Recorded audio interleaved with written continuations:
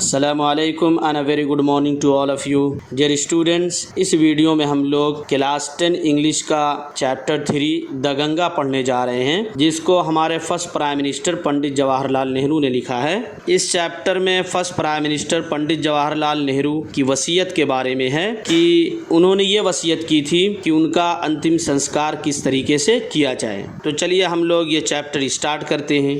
I have received so much love and affection from the Indian people that nothing that I can do can repay even a small fraction of it. Affection means लगाव, प्यार। Fraction means हिस्सा।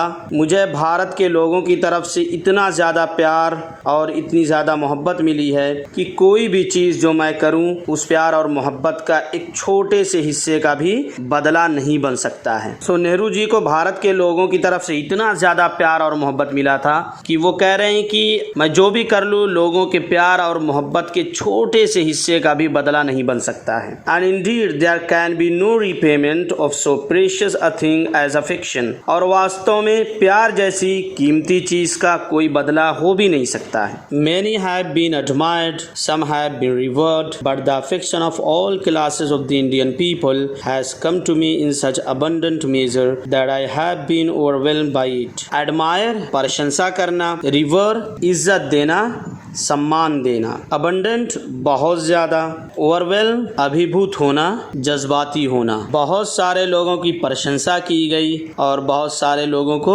इज्जत मिली, सम्मान मिला, लेकिन भारत के लोगों के तमाम वर्गों की तरफ से मुझे इतना ज़्यादा प्यार और मोहब्बत मिला कि मैं जज्बाती हो गया, भावुक हो गया। I can only express the hope that in the remaining years I may live I shall not be unworthy of my people and their affection. मैं इस उम्मीद का इजहार कर सकता हूँ कि मैं अपनी जिंदगी के बाकी बचे साल में अपने लोग और उनके इस प्यार मोहब्बत के लिए बेकार नहीं हूँगा। To my innumerable comrades and colleagues I owe an even deeper debt of gratitude. Innumerable बेशुमार, कॉमरेड्स साथी, कलीग साथ में काम करने वाले। मैं अपने बेशुमार दोस्तों और साथ में काम करने वाले लोगों के एहसान का कर्जदार हूँ। We have been joint partners in great undertakings and have shared the triumphs and sorrows which inevitably accompany them. Undertakings मुहिम, triumphs जीत, sorrow दुख, inevitably अनिवार्य रूप से।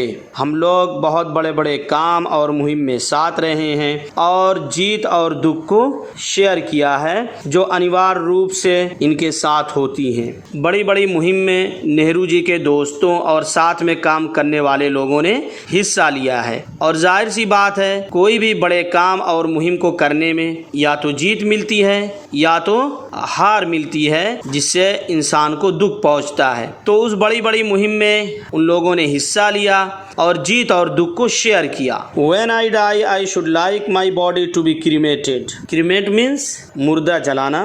जब मैं मर जाऊं तो मेरी बॉडी को जला दिया जाए। If I die in foreign country, my body should be cremated there and my ashes sent to Allahabad. अगर मैं किसी बाहर देश में मरूं तो मेरी बॉडी को वहीं पर जला दिया जाए और मेरी राख इलाहाबाद भेज दी जाए। A small handful of these ashes should be thrown in the Ganga and the major portion of them disposed of in the manner indicated below. इन राख का एक मुट्ठी भर हिस्सा गंगा नदी में डाल दिया जाए और उस राख के बड़े हिस्से को इस तरीके से निपटाया जाए जैसे नीचे दिया गया है। No part of this ashes should be retained or preserved. इन राख का कोई भी हिस्सा बचा कर न रखा जाए कि ये भारत के प्रधानमंत्री हैं इसलिए इनकी राख का एक हिस्सा भारत के एक संपत्ति के रूप में बचाकर रख लिया जाए, जैसे म्यूजियम वगैरह में रखते हैं। तो उन्होंने मना कर दिया है कि मेरी राख को बचाकर बिल्कुल भी ना रखा जाए। My desire to have a handful of my ashes thrown in the Ganga at Allahabad has no religious significance so far as I am concerned. So far as I am concerned, जहाँ तक मेरी बात है, जहाँ तक मेरी बात है गंगा नदी में मुट्ठी भर राख डालने की मेरी इच्छा का कोई धार्मिक सिग्निफिकेंस और महत्व नहीं है। I have no religious sentiment in the matter. इस मामले में मेरी कोई भी धार्मिक भावना नहीं है। तो फिर क्यों डालने के लिए कहा जा रहा है? आगे उसका रीजन खुद उन्होंने लिख दिया है। I have been attached to the Ganga and the Yamuna rivers in Allahabad ever my since childhood. Allahabad में गंगा और यमुना नदी से बचपन से मेरा संबंध रहा है, रिलेशन रहा है। And as I have grown older this attachment has also grown. और जैसे जैसे मैं बढ़ता गया मेरा ये संबंध भी बढ़ता चला गया। I have watched their varying moods as the season change and have often thought of the history and myth and tradition and song and story that have become attached to them through the long ages and become part of their flowing waters।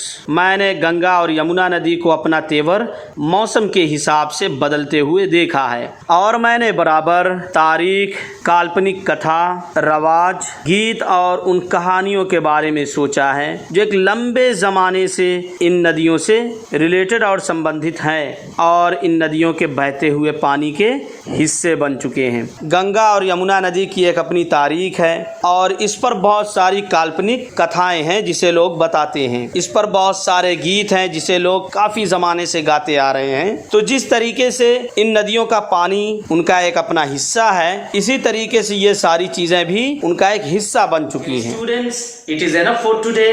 We will learn the rest of the chapter in upcoming videos. Here I would like to say thanks to you all for watching this video with great patience.